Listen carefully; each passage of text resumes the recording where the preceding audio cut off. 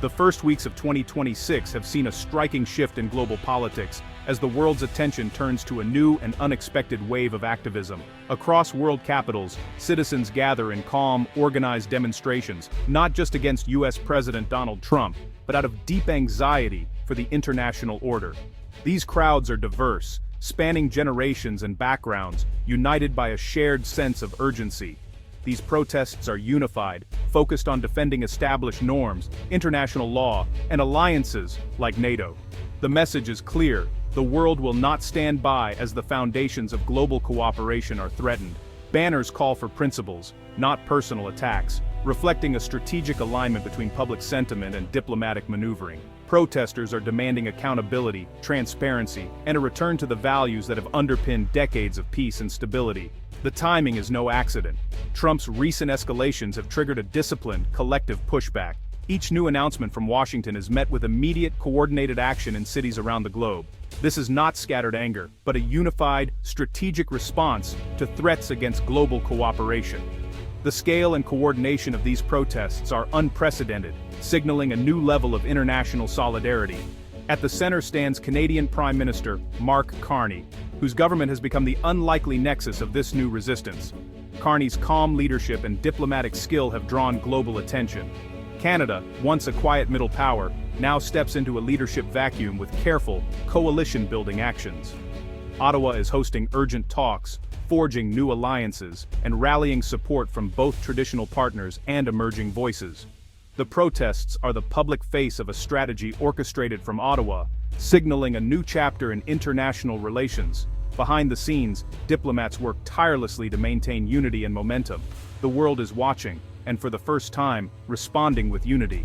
From Asia to Europe, Africa to the Americas, people are standing together, demanding a future built on cooperation and respect. A new era of global resistance has begun. The movement is just starting, but its impact is already reshaping the international landscape, offering hope for a more united world.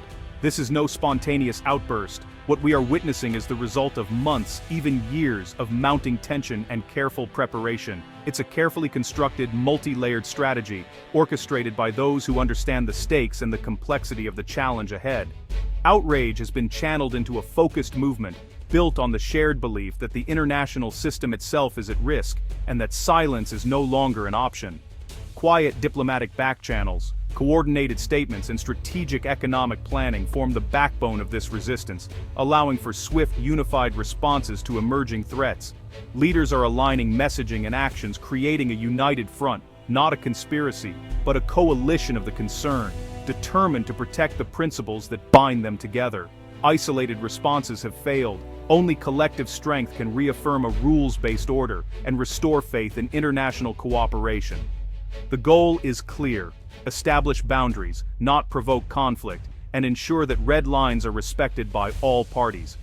Past strategies of appeasement and accommodation proved ineffective, often emboldening those who challenge the system. Now, the focus is on proactively defending the system as a whole, anticipating challenges before they escalate into crises.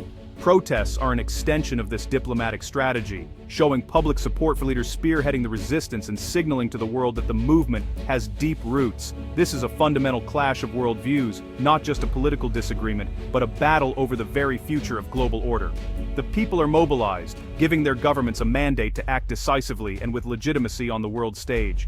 The resistance is moving from quiet conversations to visible, coordinated action, making intentions clear to both allies and adversaries. The message is unmistakable: defend alliances and values long taken for granted, and stand together in the face of uncertainty. The world's response is now concrete, not abstract. The architecture of resistance is built, and its foundation is unity.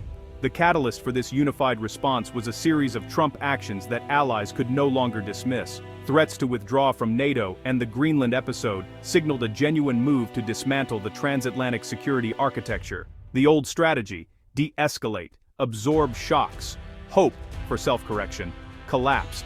The belief that the system could self-correct gave way to the urgent need for active defense. The international community pivoted from restraint to collective resistance, openly coordinating positions and anticipating Trump's moves. This is not about aggression, but about creating a counterbalance. The risks of inaction now outweigh the risks of pushback. The world has drawn a line. The era of passive hope is over. Active containment has begun. Canada, once a cautious partner, has transformed under Prime Minister Mark Carney. No longer content to follow, Canada is stepping into the leadership vacuum with the Carney Doctrine: proactive alliances, economic leverage, and principled diplomacy. Carney's government is building a coalition of nations committed to the rules-based order, marking a shift from reactive to proactive foreign policy. The risks are real, given Canada's economic ties to the US, but Ottawa believes inaction is riskier. Carney's background in central banking gives him unique credibility and networks. He's building a resistance rooted in economics and diplomacy, not confrontation. This is the methodical leadership of a middle power seizing its moment. Canada's quiet assertiveness is reshaping its global role. The Greenland crisis was a turning point. Trump's aggressive push to buy Greenland and pressure Denmark tested NATO's core principles. When Denmark refused, US threats shocked Europe, exposing the fragility of alliances. Initially hesitant, European leaders soon recognized the gravity. This was about sovereignty and the meaning of NATO itself. Mark Carney acted decisively, framing the issue as a matter for all NATO members. Canada's clear support for Denmark galvanized others. Carney urged allies to see the broader implications. The result, rare unity, with coordinated statements from the UK, Germany, France, and others. The crisis, instead of fracturing NATO, brought it closer together. Canada emerged as the unexpected conductor of Allied resolve. The Greenland episode became a catalyst for a stronger alliance. The Greenland crisis laid the groundwork for Carney's broader strategy. He built a pro-stability coalition, not an anti-American bloc, focused on defending the international system. Carney shifted the conversation from grievances to shared principles, international law, free trade, and alliances. Through informal meetings, he coordinated policy and messaging among diverse allies. Canada's middle power status made its leadership less threatening and more genuine. Carney acted as an honest broker, bridging divides between Europe and Asia. He brought Japan and South Korea into the fold, expanding the coalition beyond NATO and the G7. The result, an unprecedented informal global alignment for rapid consultation and joint action. Canada is now the central hub of a collective leadership group. Carney's patient diplomacy has created a new model for global cooperation. Carney's upcoming visit to China marks a bold recalibration of global power, signaling a new era in international relations. His arrival in Beijing is more than a diplomatic gesture. It's a strategic move that could reshape alliances and economic priorities worldwide. He's not aligning with China against the US, but rather seeking common ground on mutual economic interests. By doing so, Carney aims to create leverage for Canada and its allies, restoring a sense of stability and balance in a rapidly changing world.